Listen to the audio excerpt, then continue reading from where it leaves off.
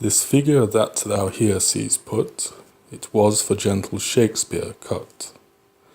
That in itself is another clue here. Now, the engraver's art obviously requires that you do cut in the image, use acid, use all sorts of different things. And I'm going to come at this from an artist's point of view since I am an artist myself.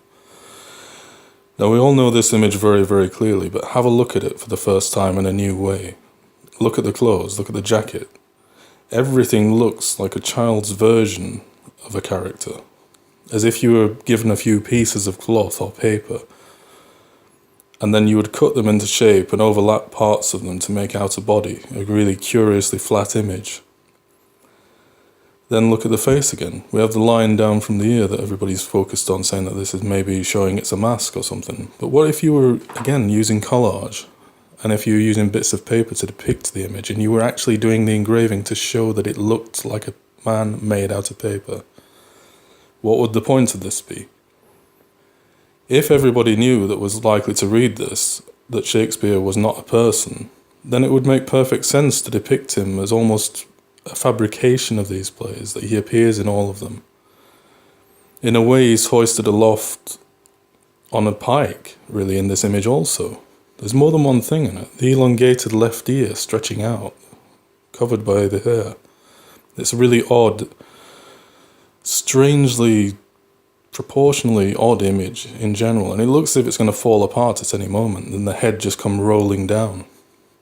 And if you look at the other pictures that Martin Droeshout did, it was Droeshout the Younger who did this, and his other images don't show any of this kind of thing at all.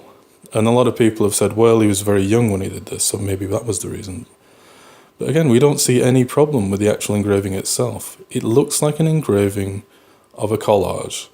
It looks as if he's meant to be showing that Shakespeare was not a real person. He is made of paper, he's a paper person, he's fake. And it looks like it was absolutely known. Everything falls into place if William Shakespeare is simply the pseudonym, the author name. If that were the case, then that would explain everything about this image looking like it's meaning to depict a person who's just been put together from bits of paper and a front piece. And it would explain everything else as well. All the little insinuations look not on this figure. It was for a Shakespeare cut. I believe the strongest piece of evidence that William Shakespeare was not an author is the image in the first folio.